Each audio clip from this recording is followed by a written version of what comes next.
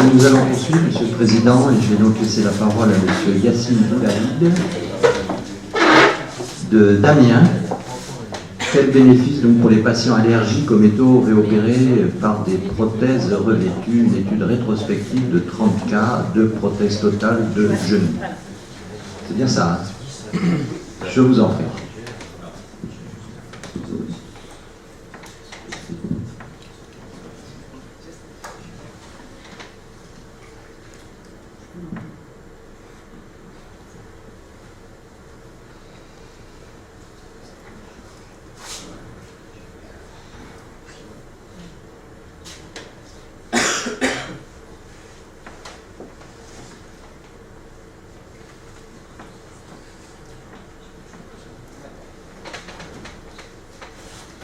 Cher Président, chers membres de l'Académie, chers professeurs, chers confrères, merci d'avoir sélectionné notre travail.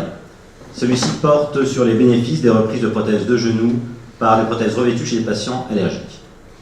Nous allons étudier en premier lieu les contextes et les enjeux. Environ 15% de la population présenterait une hypersensibilité aux métaux. Ce taux serait en augmentation, comme nous le voyons sur le graphique de gauche, qui représente le taux de test épicutané positif en fonction des décennies. Cela serait dû à notre mode de vie, consommation de tabac, piercing, tatouage, exposition professionnelle, comme dans la métallurgie ou la mode, avec les bijoux fantaisie et les vêtements en cuir assouplis au chrome. Il s'agit d'une interne orthopédie. Donc, selon Thyssen, l'hypersensibilité aux métaux serait une réaction immunologique anormale suite à l'exposition à une substance métallique spécifique. Il s'agit d'une hypersensibilité de type 4, c'est une gamme un peu simplifiée. Tout part de la corrosion du métal qui relargue des ions métalliques qui forment des complexes avec les protéines qui sont allergisantes et qui activent les lymphocytes. C'est une pathologie rarement évoquée, voire niée, et pourtant, tout dispositif implantable métallique peut être source de réactions allergiques et toxiques, et le diagnostic est difficile. Dans la littérature, on retrouve plusieurs cas de suspicion d'allergie sur ces prothèses qui se seraient résolus après ablation des implants. Alors, entre 0 et 25% des porteurs de prothèses pourraient développer une sensibilité aux métaux, mais elle ne serait symptomatique que dans moins d'1% des cas. Un peu moins d'1% des futurs opérés d'une prothèse totale de genou et un peu plus d'1% des porteurs d'une prothèse totale de genou seraient concernés par une hypersensibilité. Un tiers d'entre eux pourraient être repris pour cette raison. Donc voici le registre britannique de reprise pour prothèses à 5 ans. Donc elles sont classées selon le motif de reprise et l'allergie pourrait éventuellement se glisser parmi certains de ces motifs. Il en est de même dans le registre australien. Donc l'hypersensibilité aux métaux existe, l'implantation d'une prothèse induit un pourcentage de sensibilisation, mais ça ne semble pas être un facteur d'échec suffisant. Et est-ce que ce sont les complications mécaniques qui déclenchent cette réaction ou est-ce que c'est l'inverse ? On voit que le taux de test positif est multiplié chez les patients avec un échec de prothèse et avec un dessalement aseptique par rapport aux patients avec une prothèse de genou stable. Le nombre de prothèses de genoux posées augmente de manière non linéaire. Les estimations aux États-Unis prévoient une augmentation de prothèses de PTG de 673% entre 2005 et 2030. Sur le graphique de droite, on remarque que la prévalence de l'allergie double chez les patients porteurs de prothèses et quadruple lors d'échec de ces prothèses. Ainsi, si le nombre de PTG augmente, ainsi que l'hypersensibilité aux métaux, nous risquons d'être plus fréquemment confrontés à ces problèmes. Notre objectif principal était d'évaluer l'amélioration fonctionnelle chez les patients opérés d'une reprise de prothèse totale de genou pour suspicion d'allergie aux métaux par des prothèses revêtues de nitrure de zirconium à 3 ans de recul. Nous avons effectué une étude rétrospective monocentrique sur une série continue de 30 prothèses revêtues entre mai 2011 et novembre 2016 pour suspicion d'allergie. Les critères d'exclusion comprenaient les antécédents d'infection et les malpositions. Au total, 34 prothèses ont été effectuées chez 32 patients, 30 l'ont été dans un contexte d'allergie, toutes ont pu être analysées. Tous les implants de reprise étaient du système eMotion de la gamme AS Solutions. Il s'agit d'une PTG métallique post-stérostabilisée, composée d'un alliage d'environ 60% de cobalt, 30% de chrome, 5% de molybdène et moins d'1% de nickel. Un revêtement à 7 couches recouvre cet alliage. Il s'agit de 6 couches transitionnelles et d'une couche finale de nitrure de zirconium. La suspicion d'allergie s'établissait par l'anamnèse compatible. Les signes cliniques évocateurs, un genou inflammatoire, douloureux, raide, et la présence d'un épanchement. Les diagnostics différentiels, comme l'infection, étaient éliminés par des examens biologiques répétés, des ponctions articulaires, ainsi que l'imagerie, avec les radiographies, scanners et scintigraphies. Le critère de jugement principal était l'évolution du score de la Knee Society, KS, avant et après chirurgie. Les critères secondaires étaient l'évolution de la raideur, ainsi que le score de qualité de vie SF36. Les mesures radio ont été effectuées par l'intermédiaire de clichés EOS. Nous avons étudié la survie, et le test statistique effectué était un test T de Student pour variable appariée. Un questionnaire de la Société française de la hanche et du genou a d'ailleurs été mis en place et disponible sur le site et reprend les principales étapes de l'anamnèse ainsi que les examens complémentaires effectués et permet de conserver une trace écrite dans le dossier médical. Ici, un exemple de recherche de malrotation du composant fémoral avec un axe biépicondylien. On voit une rotation interne du bouclier fémoral. La majorité des patients étaient des femmes en surpoids. L'âge moyen au moment de l'intervention de reprise était de 60 ans. 8 PTG étaient décédés. Les délais d'apparition des signes cliniques et de la reprise sont indiqués dans le tableau. 11 genoux ont été opérés préalablement, 5 pour reprise, 3 pour mobilisation sous anesthésie et 3 pour arthrolyse ou arthroscopie. La majorité des patients étaient allergiques au nickel. 3 dermatites atopiques ont été constatées. La moyenne du score IKS global est passée de 96 à 135, soit une amélioration statistiquement significative de 40%. Cette amélioration a concerné 29 genoux. L'IKS moyen a augmenté de 19 points et l'IKS subjectif de 20 points. Les détails sont dans les deux tableaux. On remarque que si on a une réponse sur les douleurs et les amplitudes, la sensation d'instabilité chez les patients réopérés reste problématique. 23 genoux étaient raides en préopératoire, 6 l'étaient au recul. Le gain d'amplitude articulaire était de 17% et concernait 25 genoux. Toutes les dermatites allergiques ont disparu. Le score IKS global préopératoire était influencé par le délai entre la pose de la prothèse de première intention et la reprise par prothèse revêtue. Plus ce délai était long et plus le score était bas. L'IKS global post-opératoire, lui, n'était pas influencé par ce délai. Pour la survie, nous avions défini comme échec toutes les reprises chirurgicales avec changement d'au moins un implant. En se basant sur ce critère, le taux de survie moyen était de 93%. Une patiente avait été reprise pour luxation de la patella environ 2 ans, une pour enfoncement du plateau tibial à 1 an et de mobilisation sous anesthésie générale à 1 mois de la reprise. Le diagnostic formel d'une réaction allergique à l'implant ne pourrait être confirmé qu'a posteriori, après résolution de la symptomatologie, après ablation de cet implant. Cependant, 2 tests sont principalement utilisés. Si les tests épicutanés restent le gold standard, il faut apporter une attention particulière à leurs effets secondaires, hyperirritabilité et risque de sensibilisation pouvant induire des faux positifs. De plus, ces tests ne détecteraient que des mécanismes cutanés. Or, les mécanismes intra-articulaires sont peu connus. Il serait mieux traduit par les tests de transformation lymphocytaire, qui sont des tests in vitro, où sur un prélèvement sanguin, on teste l'activation des mastocytes sur l'activation des mastocytes par des ions métalliques.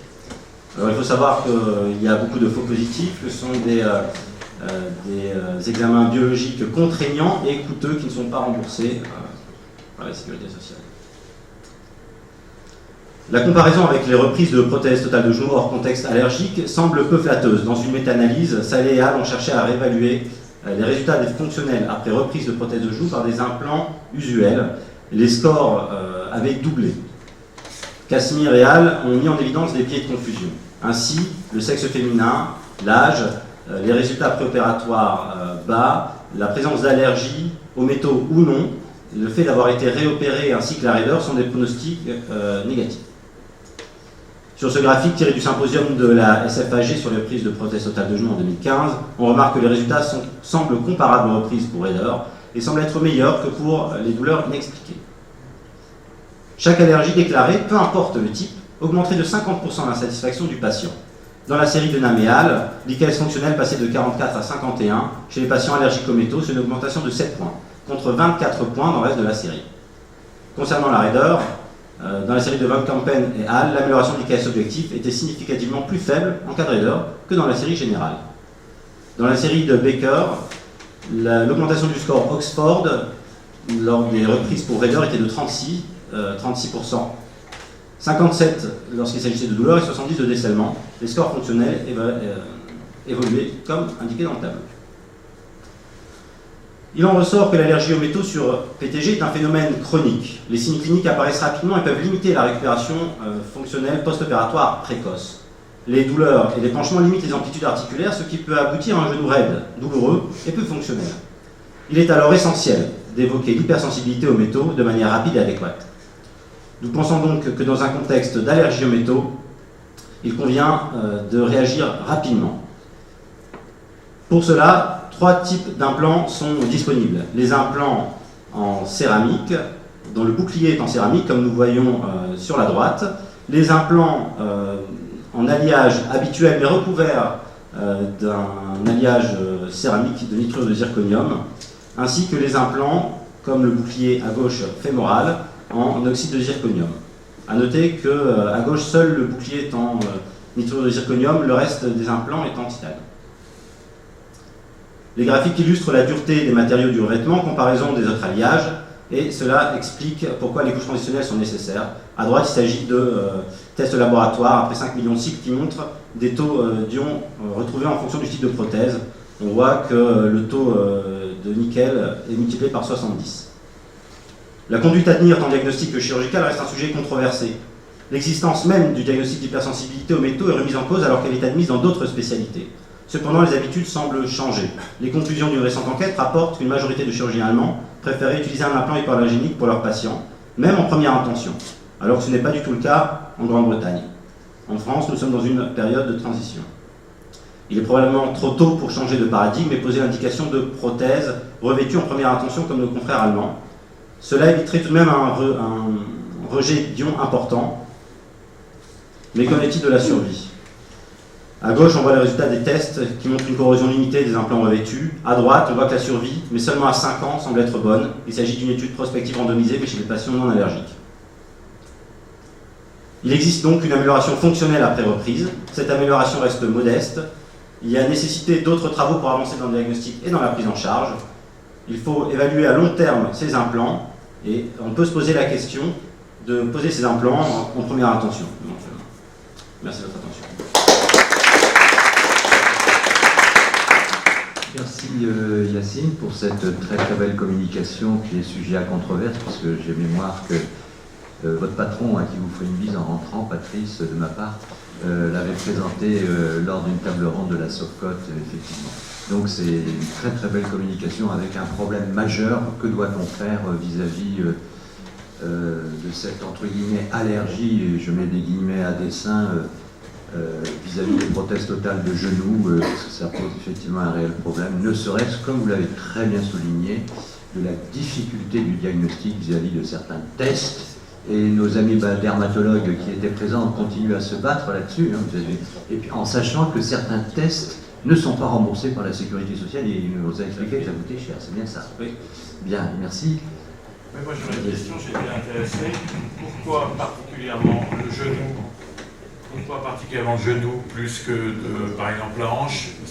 Parce que c'est peut-être uniquement le but de votre étude, mais est-ce que ça existe aussi pour la hanche? Et deuxièmement, effectivement, on se dit pourquoi pas mettre ces prothèses enduites dès le départ. Alors pourquoi on ne le fait pas? Est-ce que c'est peut-être une question de prix? Est-ce que vous pouvez éclaircir? Alors, pour la première question, oui, ça existe aussi au niveau de la hanche. En fait, ça dépend du couple de frottement.